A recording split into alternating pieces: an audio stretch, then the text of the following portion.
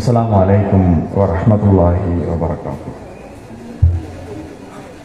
إن الحمد لله نحمده ونستعينه من يهده الله فلا مضل له ومن يضلل فلا هادي له.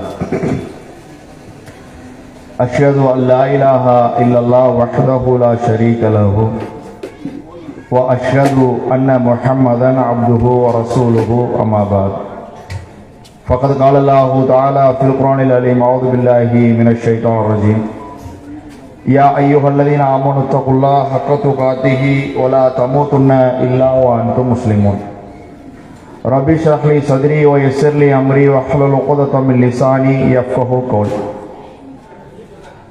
தமிழ்நாடு தௌஹீத் ஜமாத் அரக்கோணம் கிளை சார்பாக ஏற்பாடு செய்யப்பட்டிருக்கக்கூடிய இந்த மார்க்க விளக்க கூட்டத்தில் இலக்கை மறந்த இளைஞர்கள் என்ற தலைப்பு எனக்கு தரப்பட்டிருக்கின்றது. அது ஏன் இளைஞர்கள் குறித்த தலைப்பு தரப்பட்டிருக்கின்றது என்று சொன்னால், பொதுவாக மனிதனுடைய வாழ்க்கையில் 3 பருவங்களை மனிதன் எட்டுகிறான். அதை பற்றி அல்லாஹ் ரப்புல் ஆலமீன் தன்னுடைய திருமறையில் சொல்லி காட்டும் பொழுது ஹுவல்லதி ஹலகக்கும் மின் துராப், அல்லாஹ் சொல்லி காட்டுகின்றான், உங்களை நான் மண்ணிலிருந்து படைத்தேன், சும்ம மின் நுதுஃபத்தின் சும்ம மின் அலகத்தின், அதற்கு பின்னால் விந்து துளியிலிருந்து சதை கட்டியாக உங்களை நாம் படைத்திருக்கின்றோம் என்று அல்லாஹ் சொல்லி காட்டினான். மனிதனுடைய ஆரம்ப படைப்பு நபி ஆதம் அலைஹிஸ்ஸலாம் அவர்களை அல்லாஹ் மண்ணால் படைத்தார். அதற்கு பின்னால் மனித சமுதாயம் பல்கி பெருகுவது என்பது அந்த மனிதனுடைய துவக்க நிலையை பற்றி அல்லாஹ் சொல்லிவிட்டு சும்மா யுஹ்ரிஜுக்கும், உங்களை நாம் அதற்கு பின்னால் வெளிப்படுத்தினோம், திஃப்லா, குழந்தைகளாக உங்களை நாம் வெளிப்படுத்தினோம், வெளியேற்றினோம் என்று அல்லாஹ் சொல்லி காட்டுகின்றான். அதற்கு பின்னால் சும்ம லி தப்லுகு அசுத்தகும் சும்ம லி தகூனு ஷுயுஜா சுயுஹா, 2-3 நிலையை சொல்றான். முதல்ல குழந்தையாக நாம் உங்களை வெளியேற்றினோம், இறுதியாக உங்களை முதுமை பருவத்திற்கு நாம் உங்களை முதுமை பருவத்திற்கு உண்டானவர்களாக ஆக்கினோம் அப்படின்னு சொல்லிட்டு இந்த 2க்கு இடைப்பட்ட விஷயத்தை பற்றி சொல்லும் பொழுது குழந்தை, அதற்கு அடுத்த நிலை சொல்லாமல் கடைசி நிலை முதுமை பருவம், இந்த 2க்கும் நடுவில் உள்ள ஒரு பருவத்தை பற்றி அல்லாஹ் சொல்லும்போது எப்படி வார்த்தையை பயன்படுத்துறான் அப்படின்னு சொன்னா, அசுத்தகும், வலிமையானவர்கள், உறுதியானவர்களாக உங்களை நாம் ஆக்கினோம், திடமானவர்களாக, வலிமை மிக்கவர்களாக, ஆற்றல் உள்ளவர்களாக உங்களை நாம் ஆக்கினோம் என்று அல்லாஹ் ரப்புல் ஆலமீன் தன்னுடைய திருமறையில் சொல்லி காட்டுகின்றார். இன்னொரு இடத்துல இன்னும் தெளிவாக அல்லாஹ் சொல்லி காட்டுகிறான், அல்லாஹ் உள்ளதை ஹலகக்கும் மின் லைஃபா, உங்களை பலகீனமான நிலையில் அல்லாஹ் படைத்தான். சும்ம, பிறகு அல்லாஹ் உங்களை வலிமை மிக்க ஒரு பருவத்திற்கு அல்லாஹ் உங்களை மாற்றினான். சும்ம ஜஅல மின் பாதி குவத்தின் லாஃபா, அதற்கு பின்னால் அந்த வலிமைக்கு பின்னால் உங்களுக்கு ஒரு பலகீனத்தை அல்லாஹ் ஏற்படுத்தினான் என்று அல்லாஹ் சொல்லி காட்டினான். இதுல பயன்படுத்தக்கூடிய வார்த்தை குவத் அப்படின்ற ஒரு வார்த்தையை பயன்படுத்தினா இதுவும் ரொம்ப உறுதியான, பலமான என்ற அர்த்தத்தை தரக்கூடிய ஒன்றாக இருக்கின்றது. நீங்க பாருங்க, குழந்தை பருவத்தை நீங்க எடுத்துக்கிட்டீங்கன்னு சொன்னா கண்டிப்பாக அந்த குழந்தை பருவம் என்பது யாராவது ஒருவருடைய துணையோடு தான் அவருடைய தேவைகளை பூர்த்தி செய்ய முடியும். ரொம்ப கை குழந்தைகளாக இருக்கும் பொழுது அவருடைய அனைத்து தேவைகளையும் இன்னொருவர், பெற்றோர் தான் செய்ய வேண்டியது இருக்கின்றது. அதற்கு பின்னால் ஒரு பருவம் நடந்து போகக்கூடிய நேரத்திலையும் கூட எல்லா விஷயங்கள் இல்லை என்றாலும் கூட சில விஷயங்கள் அல்லது பல விஷயங்கள் பெற்றோர்களால் மட்டும்தான் அந்த பிள்ளைகளுக்கு உண்டான தேவைகளை செய்ய முடிகின்றது. அதே மாதிரி கடைசி நிலை முதுமை பருவம் வந்துவிட்டதற்கு பின்னால் கையில ஸ்டிக் பிடிச்சுக்கிட்டு தான் நடக்க வேண்டியது இருக்குது, கண்ணாடி போட்டுக்கிட்டு தான் படிக்க வேண்டியது இருக்குது. யாராவது ஏதாவது நமக்கு சமைச்சு கொடுத்தாதான் நம்மளால சாப்பிட முடியும். நாம போய் சமைச்சு சாப்பிடுறது என்பது ஒரு பருவம். முதுமை பருவத்தை நாம் அடைந்து விட்டோம் என்று சொன்னா யாராவது கொடுத்தா நல்லா இருக்காதா என்று எதிர்பார்ப்போம். குடும்ப சூழல் அப்படி இருக்குமே ஆனால் கண்டிப்பாக அவர்களுக்கு தேவையான உணவு, அவர்களுக்கு தேவையான தேநீர் எல்லாமே அவருடைய இடத்திற்கு சென்று போய் கிடைக்கும். எங்கேயாவது போனோம்னா தனியால போக மாட்டாங்க, யாராவது ஒருவருடைய துணையோடு தான் அவர்கள் செல்ல வேண்டிய சூழல் இருக்கும். இது முதுமை பருவம். இந்த ரெண்டுக்கும் நடுப்பட்ட பருவம் தான் ரொம்ப வலுவான உறுதியான பருவம். நீங்க பாத்தீங்கன்னா எந்த ஆளை எடுத்துக்கிட்டாலும் சரி, ஆண்களாக இருந்தாலும் சரி பெண்களாக இருந்தாலும் சரி, குழந்தை பருவத்தையும் ரொம்ப பெருசா நேசிக்க மாட்டாங்க, முதுமை பருவத்தையும் பெருசா நேசிக்க மாட்டாங்க. உதாரணத்துக்கு ஒரு 8th படிக்கிற பையன் அப்படின்னா யார் நம்மளுடைய பார்வையில சிறுவன் தானே. 8th படிக்கிற வரைக்கும் அளவு இப்ப இருக்கிற ஜெனரேஷன்லாம் 6லே தன்னை பெரிய பையன் என்று காட்டிக் கொள்கிறார்கள். அவன்கிட்ட போய் என்னடா நீ வரலையா பாய், நான் இப்ப பெரிய ஆள் ஆயிட்டேன் பாய் அப்படின்னு சொல்லலைன்னா கூட அவனுடைய பேச்சு நடைமுறை எல்லாம் என்னன்னா அடுத்த பருவத்திற்கு சீக்கிரமாக வந்துவிட வேண்டும் என்று குழந்தை பருவம் ஆசைப்படுகின்றது. அதே மாதிரி ஒரு 50 தாண்டின ஆள்கிட்ட போய் நீங்க கேட்டு பாருங்க வயசு நான் கேளுங்களேன். வயசு சொல்லுவாரு, ஓ நீங்க அப்ப முதுமை பருவத்துக்கு யாரை பார்த்து கிழவன் சொன்ன, யாரை பார்த்து கிழவின்னு சொன்ன, வரியா போட்டு பாப்போமா அப்படின்னு முதுமை பருவத்திற்கு போக மாட்டாங்க. குழந்தை பருவத்திலிருந்து சீக்கிரமா அடுத்த பருவத்துக்கு வந்துருவாங்க. எந்த பருவத்துக்கு வருவாங்க? இளமை பருவத்திற்கு வருவார்கள். அப்ப இளமை பருவம் என்பது யதார்த்தமாகவே ஒவ்வொரு மனிதனும் விரும்பக்கூடிய பருவமாகவும் இருக்கின்றது. அந்த பருவம் உறுதிமிக்க, எதை வேண்டுமானாலும் செய்யக்கூடிய ஆற்றல் பெறக்கூடிய ஒரு பருவமாக, வல்லமை மிக்க, திறன்மிக்க ஒரு பருவமாக இந்த பருவம் இருக்கின்றது.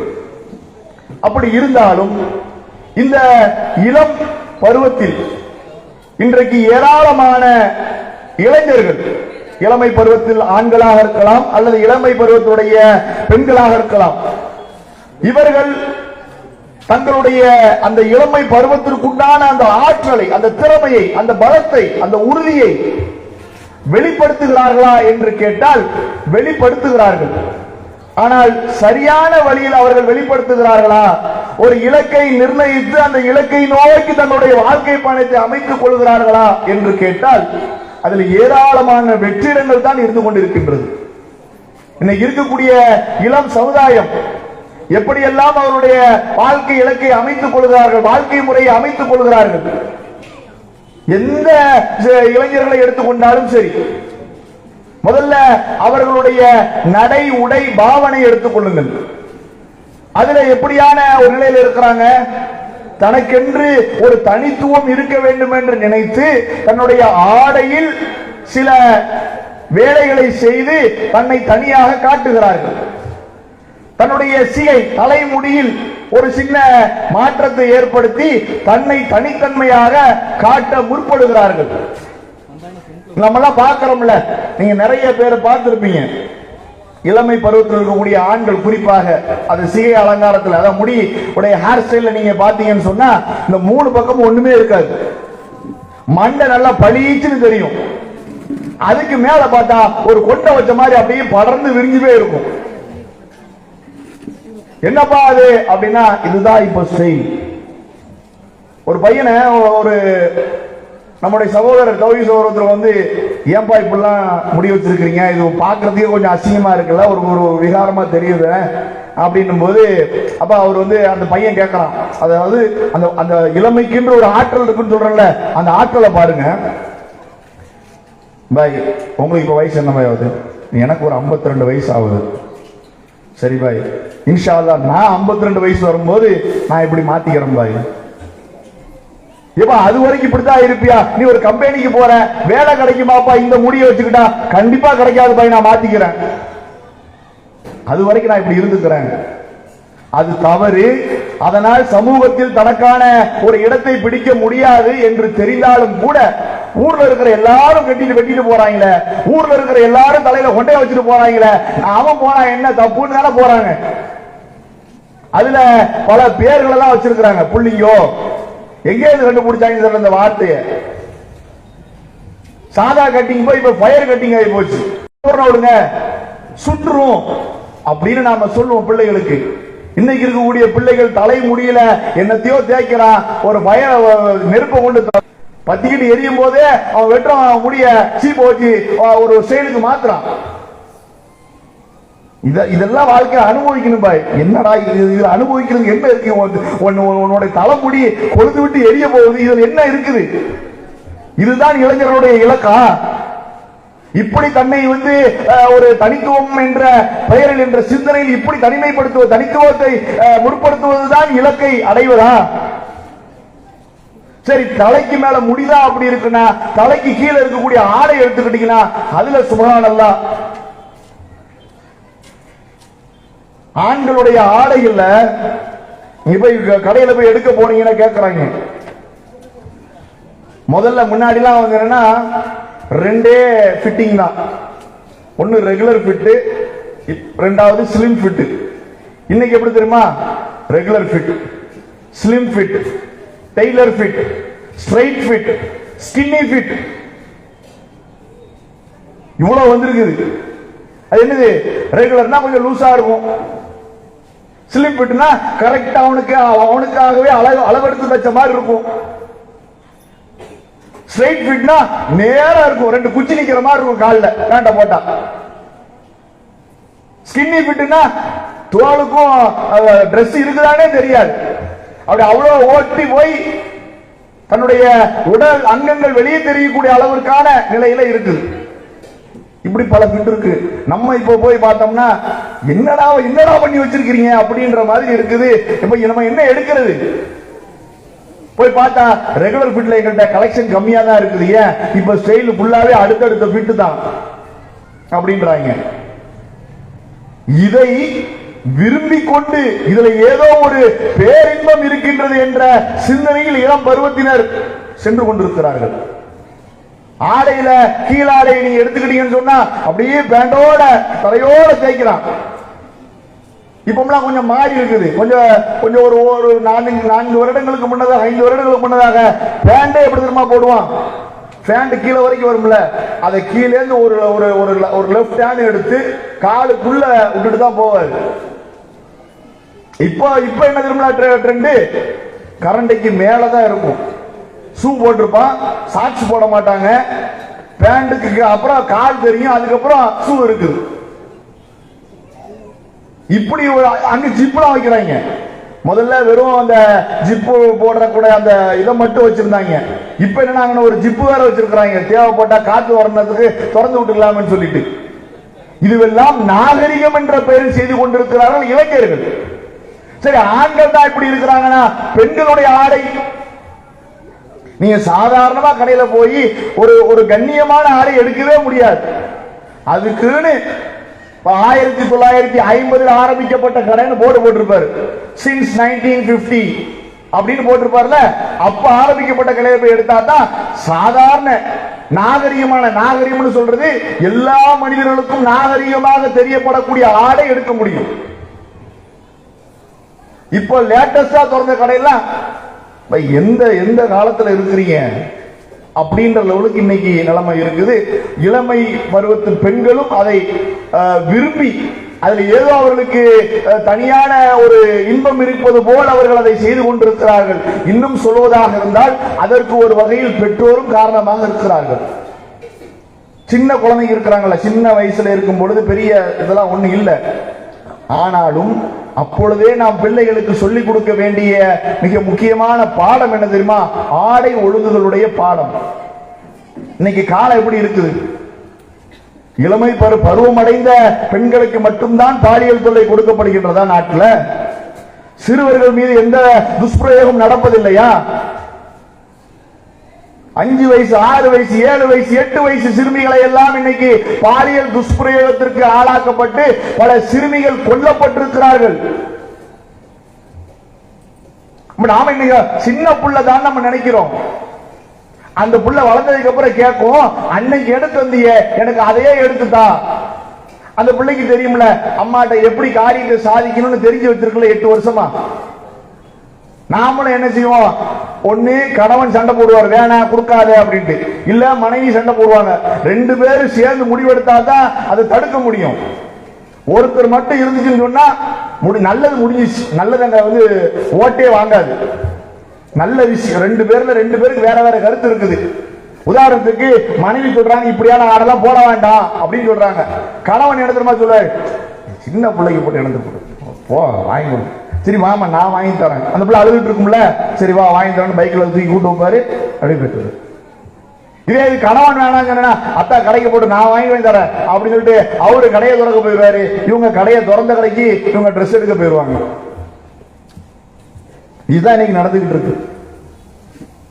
அது மாத்திரமல்ல, இன்னைக்கு இளம் தலைமுறையினர் ஏதோ அவர்களுக்கு ஒரு ஒரு இன்பம் கிடைக்கின்றது என்ற பெயரால் அவர்களுடைய ஒட்டுமொத்த அந்த வாழ்க்கையும் அந்த திறனையும் அவர்கள் வீணாக்கி கொண்டிருக்கிறார்கள். கேட்ஜெட் இருக்குல்ல, ஸ்மார்ட் கேட்ஜெட்ஸ், அது மொபைல் ஸ்மார்ட் போனாக இருக்கலாம், டேபாக இருக்கலாம், லேப்டாப்பாக இருக்கலாம், கம்ப்யூட்டராக இருக்கலாம், அல்லது பிளே ஸ்டேஷன் போன்ற கேம் விளையாடக்கூடிய விஷயங்களாக இருக்கலாம். இன்னைக்கு எப்படி வந்துட்டாங்கன்னு சொன்னா அது இல்லன்னா இல்லவே இல்லை அப்படின்ற அளவுக்கு இருக்கிறாங்க. பசங்களாம் ரொம்ப உஷாரா இருக்கிறாங்க. அவங்களுடைய ஆற்றல் பேராற்றலாக இருக்கின்றது. நம்மளாம் தத்தியா வளர்ந்துட்டோம் போல தெரியுது அப்படின்னு நமக்குள்ளே நாம பேசிக்கிறோம். இன்னைக்கு எப்படி இருக்கிறான்னா, ஸ்மார்ட் போன், சரிங்களா, ஸ்மார்ட் போன் இது ஹோம் பேஜ். இந்த ஹோம் பேஜ்ல என்ன இருந்தாலும் வாப்பாவுக்கும் தெரிஞ்சிடும், அம்மாவுக்கும் தெரிஞ்சிடும். இதுல ஒரு கேம் ஆப்பை டவுன்லோட் பண்றான், சரியா, அவன் பையன் விளையாண்டுகிட்டு இருக்கிறான். என்ன பையன் போனை எடுத்துட்டு இருக்கான், பார்த்தா கேம்ல ஒண்ணுமே இல்லையே, ஆனா ரொம்ப நேரம் வச்சுக்கிட்டு இருக்கிறானே அப்படின்னு கொஞ்சம் கிட்ட போய் என்னடா பண்ணிட்டு இருக்கிற அப்படின்னா, இல்ல ஒண்ணு இல்ல சும்மா தான் பார்த்துட்டு இருக்கிறேன் அப்படின்னு நம்மள சொல்றான். அதுக்கப்புறம் கொஞ்சம் அவனை கண்காணிக்கிற மாதிரி அவன் அறியாத வகையில் நம்ம கண்காணிக்கணும்னு சொன்னா அதுக்கு 2 ஆப்பை போட்டு வச்சிருக்கான், அதை ஹைட் பண்ணி வச்சிருக்கான், அதுக்கு ஒரு செக்யூரிட்டி பாஸ்வேர்டை போட்டு வச்சிருக்கான். உண்மையா நடக்கக்கூடிய விஷயம் நான் சொல்றேன். நம்ம வீடுகள் எத்தனை பேர்த்த நடக்கும் தெரியல. சாதாரணமா உங்களுக்கு பார்க்கும்போது நீங்க என்ன வச்சிருக்கீங்களோ அதுதான் இருக்குது. ஆனா பையன் போன் கொடுத்தா அவன் அரை மணி நேரம் 1 மணி நேரம் அதிலே மூழ்கி இருக்கிறான். வெறுமுன்னே நீங்க வச்சிருக்கக்கூடிய புகாரி முஸ்லிம் தமிழாக்கத்தையும், குரான் தமிழாக்கத்தையும், சமையல் செய்வது எப்படின்ற குறிப்பையும், ஆங்கிலம் பேசுறது எப்படின்ற குறிப்பையும் அவன் பார்த்து அரை மணி நேரம் செலவு பண்ணிருக்கான். அவனுக்கு என்ன இருக்குது? அதை தாண்டிய விஷயங்களை அவன் அதிலே பதிவிறக்கம் செய்து வைத்திருக்கிறான். அது உங்களுக்கு தெரியக்கூடாது என்பதற்காக பல சித்து வேலைகளை எல்லாம் அங்கு செய்து வைத்திருக்கிறான். இது இளமை பருவத்தில் நுணுக்கமான அறிவாற்றல் பெற்ற இளமை பருவத்தினர். இன்னைக்கு கேம்ல சுபானெல்லாம் மூழ்கி கிடக்குறாங்க, மணி கணக்கில் கிடக்குறாங்க. ஒரு காலம் இருந்துச்சு, 8 மணி இஷா முடிஞ்ச உடனே வீட்டுல சாப்பாடு, 9 மணிக்கு தூக்கம். இன்னைக்கு இரவு எது பகல் எதுன்றது எப்படி தெரியுமா கண்டுபிடிக்க வேண்டி இருக்குது? சூரியன் இருக்கு அப்ப பகல், சூரியன் போய் நிலவு வந்துருச்சு அப்ப இது இரவு, இப்படி கண்டுபிடிக்க வேண்டியதா இருக்கு. ஒரு காலத்துல என்னப்பா தெருவுல 8 மணி ஆனா எங்க ஊர்ல எல்லாம் கப் சிப்புன்னு ஆயிடுவாங்க அப்படின்னு சொன்ன காலம் மாறிடுச்சு. 8 மணிக்கு போனாலும் சலசலான ஆட்கள் இருக்கிறாங்க, 10 மணிக்கு போனாலும் ஆட்கள் இருக்கிறாங்க, 12 மணிக்கு போனாலும் ஆட்கள் இருக்கிறாங்க. ஆட்கள் சொன்னா நீங்க நினைக்கிற மாதிரி ஒரு 60 தாண்டிய கிளவி வெத்தலை அடிச்சுக்கலாம் இல்ல, ஒரு 50 தாண்டிய 60 தாண்டிய சில வாலிப முதியவர்கள் அப்படி வாக்கிங் போறதெல்லாம் இல்ல. இளம் பருவத்தினர் சிறார்கள் குறிப்பாக அவர்கள் வீட்டிலிருந்து போனை எடுத்துட்டு 4 பேர் 4 முக்கையில உட்கார்ந்துக்கிட்டு குத்ரா வெட்ரா கத்ரான்றான். பக்கத்துல போகும்போது நமக்கு பயமா இருக்கு, என்னடா அப்படின்ட்டு. இப்ப அதெல்லாம் உஷாராயிட்டாங்க. இந்த குத்ரா கத்ரான்ற சவுண்ட்லாம் இப்ப வர்றது கிடையாது. நீங்க கவனிச்சு பாத்தீங்கன்னா தெரியும்.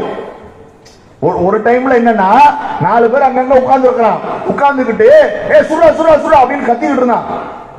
போற வரவன் எல்லாத்துக்கும் தெரிஞ்சு போயிருக்கும் கேம் விளையாடுறான்னு. எப்படி ஏதோ ஒரு வகையில வீட்டுல சொல்லி கொடுத்துறான், ஏதோ ஒரு வகையில கண்காணிப்பு வளையத்துக்குள்ள வந்துடுறான்னு சொல்லிட்டு இப்ப அதுக்கு ஒரு ட்ரிக்க போட்டிருக்கிறான். அங்க உள்ள சவுண்ட் வெளியே கேட்காம இருக்கிறதுக்கு கண்டுபிடிக்கப்பட்ட மிக புனிதமான பொருள் சாதனம் என்னது? TWS. எல்லாரும் காலையில் 2 வண்டு இருக்கும். சில பேர் காலையில் 1 வண்டு இருக்கும், சில பேர் காலையில் 2 வண்டு இருக்கும். என்ன செய்யறான், என்ன கேட்கறான், என்ன பார்க்கறான் ஒரு அளவு நமக்கு தெரியாது. நாம புள்ள பசியோட இருப்பான், அவன் கேம் விளையாண்டு உற்சாகமா இருப்பான், களைச்சு போயிருப்பான், புள்ள பசியோட இருப்பான், அவனுக்கு ஏதாவது போட்டு கொடுப்போமே, நம்ம கொண்டு போய் போட்டு கொடுக்கிறோம். பெற்றோர்கள் நம்முடைய பிள்ளைகள் நல்லவர்கள் தான் அந்த சிந்தனை நம்ம இருக்கிறோம். ஆனால் ஒரு குறிப்பிட்ட வயதை அவர்கள் கடக்கிறார்கள் என்று சொன்னால், அல்லது ஒரு குறிப்பிட்ட நேரத்தில் அல்லது குறிப்பிட்ட வேளையில் அவர்கள் அதிகமான நேரத்தை செலவு செய்கிறார்கள் என்று சொன்னால், உங்களுடைய கண்காணிப்பு வளையத்தை நீங்கள் அதிகப்படுத்த வேண்டும். ஏன்னா இளைஞர்களை பத்தி பேசும் பொழுது 3 விஷயம் இருக்குது. ஒன்னு, இளமை பருவத்தில் யாரெல்லாம் இருக்கிறாங்களோ அவர்கள் தங்களை தாங்களே சுயமாகவே அவர்கள் சரிப்படுத்திக் கொள்ள வேண்டியது ஒன்று. இரண்டாவது, சமூகம் அது மாதிரியான ஒரு அமைப்பை, அது மாதிரியான ஒரு சூழ்நிலையை உருவாக்கி கொடுக்க வேண்டிய பொறுப்பு சமூகத்திற்கு இருக்கின்றது. மூணாவது, குடும்பத்திற்கும் அது இருக்கின்றது. சுயம், சமூகம், குடும்பம் அப்படின்னு சொல்லுவாங்க. அதனாலதான் சில நேரங்கள் அந்த இது வரும்பொழுது குடும்பத்தை உங்க பெற்றோருடைய கவனத்தையும் சேர்த்து நம்ம சொல்றாங்க. அப்ப போன்ல மூழ்கி கேம்ல மூழ்கி சமீபத்தில் சில நாட்களுக்கு முன்னதாக வீட்டில் இருக்கக்கூடிய போனை கொடுத்து இப்ப என்ன பண்றாங்கன்னா, இந்த கேம் தயாரிக்கிற கம்பெனி இருக்குல்ல, ஆரம்பத்தில் உங்களை எல்லாத்தையும் அப்படி உள்ள கூப்பிடுறதுக்கு என்ன செஞ்சாங்கன்னா ஃப்ரீ கேம் கொடுத்தான்.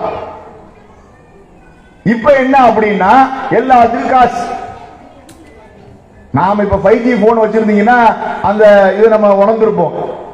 5G அன்லிமிட்டட் ஃப்ரீன்னு போன மாசம் வரைக்கும் எவ்வளவு வேற நம்ம வந்து யூடியூப் ஷார்ட்ஸ் நமக்கு தேவையானதை பார்த்துக்கிட்டே இருந்தோம். நெட்டு குறையவே இல்லை. இப்போ 1 மாசம் அல்லது 1.5 மாசத்துக்கு அதுக்கப்புறம் நீங்க ரீசார்ஜ் பண்ணிருந்தீங்கன்னா உங்களுக்கு தெரியும், உங்கள்கிட்ட பேலன்ஸ் மதியமே காலி ஆயிருது. 5G டேட்டா முடிஞ்சிருச்சு. அன்லிமிட்டடா ஃப்ரீயா கொடுத்து முதல்ல உங்களை இழுத்து இந்த 5G பயன்படுத்துறதுக்காக உங்களுடைய அனைத்து செட்டப்பையும் மாத்திட்டான். இப்போ வந்து காசு ஆக்கிட்டா. நீங்க என்ன செய்வீங்க? வேணாம், காசு கொடுத்து நான் 5G யூஸ் பண்ணவே மாட்டேன்னு எவனா நம்ம இருப்போம்? நம்ம யாரா இருப்போமா? எவ்வளோ செலவு பண்றோம். ஒரு 100 ரூபாய் 200 ரூபாய் கூட செலவு பண்ணா என்ன? டெய்லி 1 ஜிபிக்கு பதிலா இப்ப 1.5 ஜிபி போடுவோம். குறித்துக் கொள்ளுங்கள், இந்த 1.5 ஜிபி ஒரு குறிப்பிட்ட காலத்துக்கு அப்புறம் நமக்கு பத்தாது. அவன் அதுக்கு தக்க பிளான கூட்டிகிட்டே இருப்பான், அவங்களை கூட்டிகிட்டே இருப்பான், நம்ம அவங்க பின்னாடி போய்கிட்டே இருக்கிறோம். அப்ப பிள்ளைகளுடைய விஷயத்துல இந்த கேமை வந்து எல்லாத்தையும் காஸ்ட் ஆகிட்டாங்கன்னா என்ன செய்யறாங்கன்னா, நம்ம இப்போ பரிவர்த்தனை எல்லாமே போன்ல தான் இருக்குது. கூகுள் பே போட்டு திரும்ப அந்த பே இந்த பே எல்லாத்தையும் போட்டு வச்சிருக்கிறோம். பசங்க என்ன பண்றாங்கன்னா, ஏதாவது கேம் விளையாடும் போது டக்குனு ஒரு விஷயம் கேட்கறான், நீ உனக்கு டூல்ஸ் வேணுமா, ஆயுதம் வேணுமா, நீ ஒரு 1000 ரூபாய் கொடு அப்படின்றான். டக்குனு பே பண்றான். பாஸ்வேர்டு நம்ம அவன் போடுற பாஸ்வேர்டு தான் நமக்கு தெரியாம இருக்கும். நாம போடுற எல்லா பாஸ்வேர்டும் அவனுக்கு தெரியும். டக்குனு பார்த்து போடுறான். ஒருத்தன் ஆப்பிள் வாங்குறதுக்கு, ஆப்பிள் ஒரு சாதனத்தை வாங்குறதுக்கு 50,000 ரூபாய் செலவு பண்ணிருக்கான். அந்த கேம்ல உள்ள ஒரு விஷயத்தை வாங்குறதுக்கு 50,000 ரூபாய் வீட்டுல இருந்து அக்கௌண்ட்ல சோழி முடிஞ்சிச்சு 50,000 ரூபாய். இப்படி பல வீடுகளில் அவர்கள் சிறுக சிறுக சேர்த்து வைத்திருந்த பொருளாதாரங்கள் எல்லாம் வீண்வரைமாக்கப்பட்டுக் கொண்டிருக்கின்றது. அபிஷியலாவும் காசு கொடுத்து வாங்கக்கூடிய வேலைகளை எல்லாம் அவர்கள் செய்து கொண்டிருக்கிறார்கள். அதே மாதிரி போதை வஸ்துக்கள், இதுல இன்னைக்கு ரொம்ப ரொம்ப மோசமாய் கொண்டிருக்குது சமூகம். எந்த அளவிற்கு என்று சொன்னால், எல்லாவற்றிலும் ஆணுக்கு பெண் சமம், ஆணுக்கு பெண் வந்து சளைச்சவர்கள் அல்ல என்று சொல்லக்கூடிய எல்லா விஷயத்திலும் எப்படியெல்லாம் போட்டி போடுகிறார்களோ பெண்கள், அது போன்ற போட்டியை இந்த போதை வஸ்துக்களை பயன்படுத்துவதிலும் முன் வந்துவிட்டார்கள். எந்த அளவுக்கு அப்படின்னு சொன்னா, ஒரு 20 பேர் ஆண்கள் போதை வஸ்துக்களை பயன்படுத்துறாங்கன்னா ஒரு பெண், 20 ஆண்களுக்கு ஒரு பெண் அப்படின்ற ரீதியில இன்னைக்கு வந்து போதை வஸ்துக்களை பயன்படுத்துவதற்கு போட்டி போட்டுக் கொண்டு வந்து கொண்டிருக்கிறார்கள். சிறுவர்கள் ஒரு 15 வயதுக்கு உட்பட்ட அந்த சிறுவர்கள் கிட்டத்தட்ட நாட்டில் 1.5 கோடி பேர் போதை வஸ்துக்களை பயன்படுத்தி கொண்டிருக்கிறார்கள். அது நிறைய பேர் இருக்குது. அந்த பேரை பார்த்தாலே சுபஹானல்லாஹ் ஏகப்பட்ட பேர் இருக்குது. நமக்கு தெரிஞ்சதெல்லாம் இங்க நம்ம சின்ன சின்னதா நம்ம கேள்விப்பட்டிருக்கக்கூடிய ஒரு சில விஷயங்கள் தான். ஏன் அந்த பேரெல்லாம் சொல்லலன்னா, அது ஏன் தேவையில்லாம நம்ம சொல்லி அவன் தெரியாத ஒண்ணு நம்ம ஏன் சொல்லணும் அப்படின்றதுக்காக நம்ம பேரை சொல்லல. பவுடர்களாக, மாத்திரைகளாக, ஊசி மருந்துகளாக, புகையிலைகளாக பயன்படுத்தி கொண்டிருக்கிறார்கள். ரொம்ப அது ஒரு மிகப்பெரிய ஒரு பாரதூரமான ஒரு செயலாக அது மாறிக்கொண்டிருக்கின்றது. அதுல எல்லா வயதுடைய மக்களும் எல்லா வயதுடையவர்களும் அதை பயன்படுத்திக் கொண்டிருக்கிறார்கள். இதனால் ஏற்படக்கூடிய விளைவுகளை பற்றி ஒரு ஆய்வறிக்கை சொல்கின்றது. 34% சாலை விபத்துகள் நடக்குதாம். எதனால? போதை வஸ்துகள் மூலமாக. தண்ணியை போட்டுட்டு வண்டியை ஓட்டுறதுனால அல்லது வேற ஏதாவது போதை வஸ்துகளை பயன்படுத்தி கொண்டு வாகனத்தை இயக்குவதால் நடைபெறக்கூடிய விபத்துகளில் 100 விபத்துகளில் 34-35 விபத்துகள் இந்த போதை வஸ்துகளை பயன்படுத்துவதனால் நடக்கின்றது ஒரு புள்ளி விவரம். இந்த போதை வஸ்துகளை பயன்படுத்துவதனால் இதய நோய் வரக்கூடியது 23%. 100 பேர் நெஞ்சு வலியில இதய நோயில போறாங்கன்னு சொன்னா அதுல 23 பேர் யாரு? இந்த போதை வஸ்துகளை பயன்படுத்தியவர்கள். அதே மாதிரி கேன்சர் 10% கேன்சர் இந்த போதை வஸ்துகளை பயன்படுத்தியவர்கள். அதே மாதிரி சுவாச பிரச்சனை வருதுல்ல, டிபின்னு சொல்லுவாங்கல்ல, அந்த மாதிரியான பிரச்சனை 6%. சூசைட் தற்கொலை 3%. இப்படி அதே மாதிரி கேசஸ் போடுறது, ஓவர் ஸ்பீடா போய் 24% என்று பல லிஸ்ட். நீங்க லிஸ்ட பாத்தீங்கன்னா சுபஹானல்லாஹ் எல்லா லிஸ்டுமே இருக்குது. செத்தவன் லிஸ்ட் இருக்குது, சாவ போறவன் லிஸ்ட் இருக்குது, நோயாளி ஆனவன் லிஸ்ட் இருக்குது, ஆம்பளை லிஸ்ட் இருக்குது, பொம்பளை லிஸ்ட் இருக்குது, 10 வயசுக்குள்ள இருக்குது, 20 வயசுக்குள்ள இருக்குது, 30 வயசுக்குள்ள இருக்குது, ஆண்கள் இருக்குது, பெண்கள் இருக்குது, மதுக்கு இருக்குது, கஞ்சாக்கு இருக்குது, அபினிக்கு இருக்குது, ஹெராயினுக்கு எல்லாத்துக்கும் இருக்குது. எதுலயாவது 0 பார்த்தா எதுலையுமே 0 கிடையாது. சர்வ சாதாரணமாக போதை வஸ்துகளை பயன்படுத்திக் கொண்டிருக்கிறார்கள். போதை வஸ்துகளை பயன்படுத்துவதன் மூலமாக நான் ஆரம்பத்தில் சொன்னேன், இளைஞர்கள் என்று சொன்னால் தனி திறமை உள்ளவர்கள், வலிமை உள்ளவர்கள், அதை தவறான வழியில் காட்டிக் கொண்டிருக்கிறார்கள். பல கொலைகள் நடந்து கொண்டிருக்கின்றது. தண்ணிய போட்டு சண்டை மண்டைய உடைச்சுதான் எவ்வளவு கேஸ் இருக்குது. போதையை பயன்படுத்தினால் கொலை செய்யப்பட்டது என்று எவ்வளவு வரலாறுகள், எவ்வளவு கேஸ்கள் பதிவு செய்யப்பட்டிருக்கின்றது. இதுல மிகப்பெரிய வேதனை என்ன தெரியுமா? இது மாதிரியான ரொம்ப மோசமான போதை வஸ்துகளுக்கு பயன்படுத்துகிறார்கள். இங்க கொஞ்சம் அதிகமான போதை வஸ்துகள் நடமாட்டம் இருக்குது என்று சொல்லும் பொழுது காவல்துறைக்கு நாம் தகவல் கொடுத்தால், தகவல் கொடுத்தவன் எவன்னு தெரிஞ்சுக்கிட்டு அவனை கொலை பண்றாங்க. சமீபத்தில் ஒரு 2-3 ஆண்டுகளுக்கு முன்னதாக வாணியம்பாடியில் அப்படி ஒரு சம்பவம் நடந்துச்சு. ஒரு இஸ்லாமிய மார்க்கத்தை மதத்தை சார்ந்தவர் தான் கம்ப்ளைண்ட் கொடுக்கிறாரு. அதை பயன்படுத்தணும் இஸ்லாமியன் தான். அவன் என்ன செய்யறான்? ஒரு கூலிப்படையை ஏவி அந்த ஆளை போட்டு தள்ளுறான். செஞ்சவன்லாம் எத்தனை வயசு? 19 வயசு, 21 வயசு, 22 வயசு, 24 வயசு. இப்படியான ஆண்கள் தான் அவர்களை அந்த கொலை செய்யக்கூடிய அளவிற்கான நிலைகள்லாம் தள்ளப்படுகின்றது. இதற்கு எதிராக அரசுகள் பல திட்டங்களை கொண்டு வருகிறார்கள். பாராட்டுக்குரிய ஒரு விஷயம்தான். மது கடைகள் சில கடைகளை மூடுவோம் என்று சொன்னார்கள், சில கடைகளை மூடி இருக்கிறார்கள், வரவேற்கத்தக்கதுதான். ஆனால் இது இந்த மனித சமூகத்திலிருந்து போதை வஸ்துகளை தடுப்பதற்கு போதுமானது அல்ல. இன்னும் சில விஷயங்கள் சொல்றாங்க. அரசு ரீதியா நாங்க என்ன செய்யறோம்? ஃபைன் அதிகப்படுத்தி இருக்கிறோம். ஒரு தடவைக்கு நாங்க ஃபைன் போடுவோம், 2வது தடவை நம்ம வண்டியை சீஸ் பண்ணிடுவோம் என்று ஃபைன் மூலமாகவும் நாங்கள் தடுப்பதற்கான முயற்சிகள் ஈடுபட்டு கொண்டிருக்கிறோம். ஆங்காங்கே ரோந்து பணியில் நாங்கள் ஈடுபட்டு கொண்டிருக்கிறோம். பிரதான சாலையில் நாங்கள் நின்று அதற்கான ஆய்வை நாங்கள் மேற்கொள்கிறோம். ஒரு டியூப் வச்சுக்கிட்டு ஊதுங்க அப்படின்றாங்க.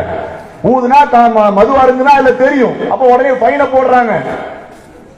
இதுவெல்லாம் வரவேற்கத்தக்கது. ஆனால் போதுமானதா?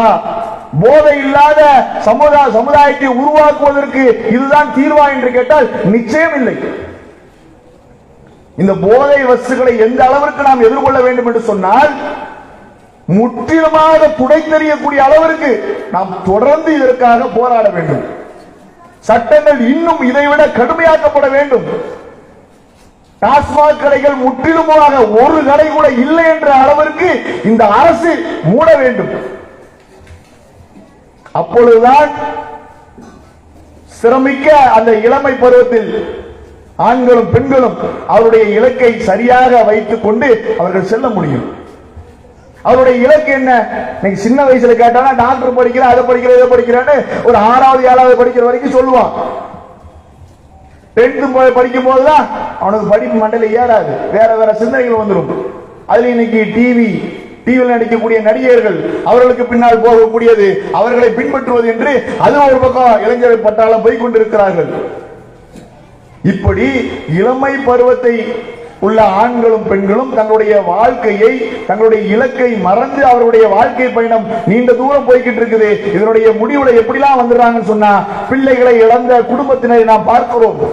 கணவனை இழந்த மனைவிமார், இளம் வயதுடைய பெண்களை நாம் பார்க்கிறோம். கணவனை இழந்தவர்கள், தீராத நோயில் கஷ்டப்படக்கூடிய குடும்பத்தை சார்ந்தவர்களாக இருக்கிறோம்.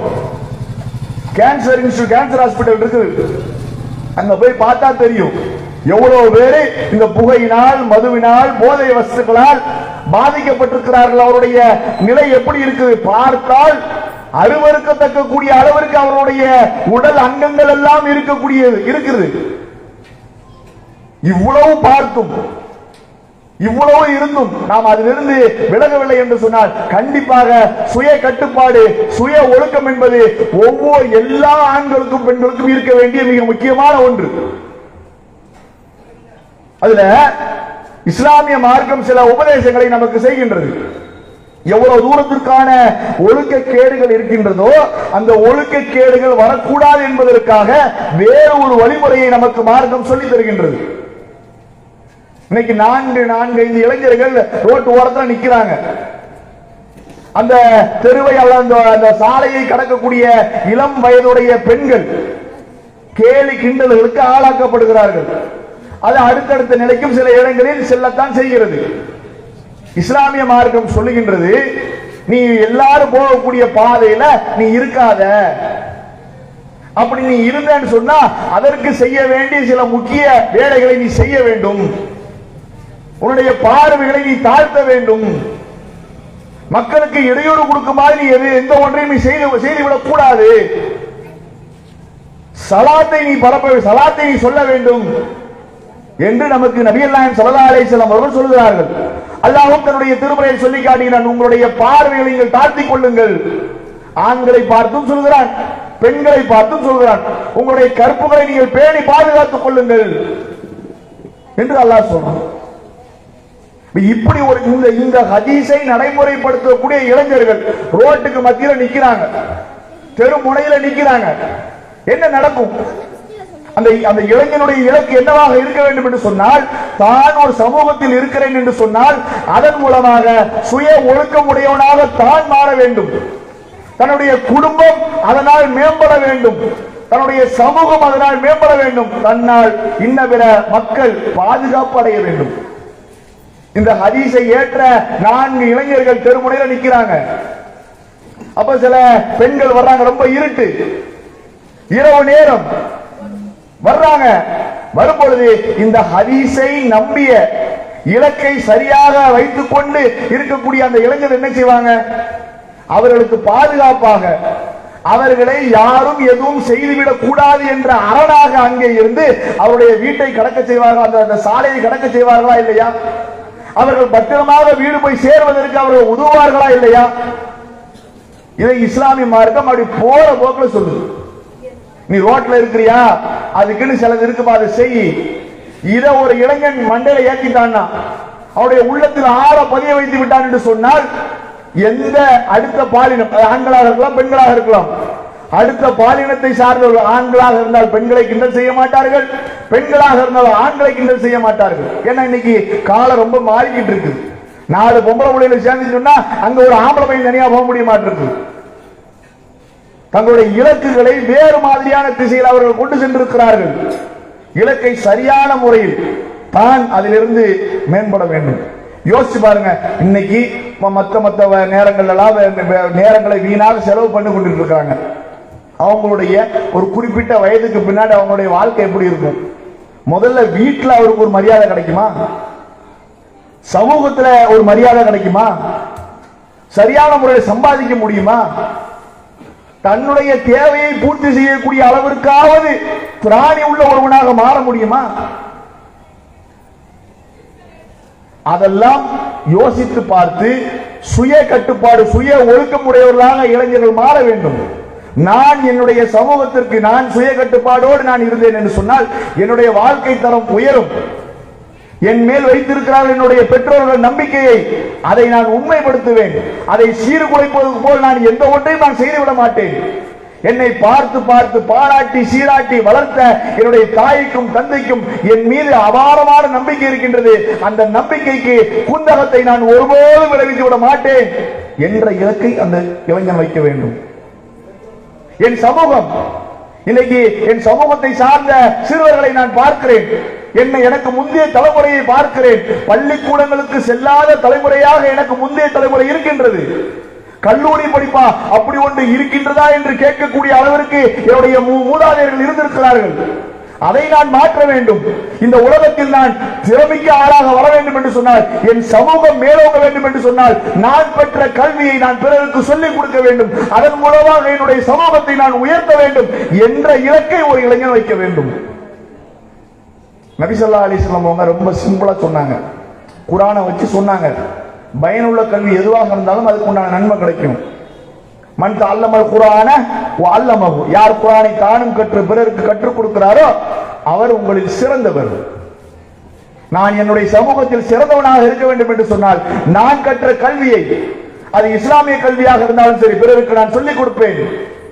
இந்த உலகத்தில் நான் சஸ்டைன் பண்ணணும், இந்த உலகத்தில் நான் வாழணும், நல்ல அந்தஸ்தில் இருக்கணும், நல்ல மதிப்புமிக்கவனாக இருக்கணும். நான் பெற்ற கல்வியை நான் பிறருக்கு சொல்லிக் கொடுக்க வேண்டும்.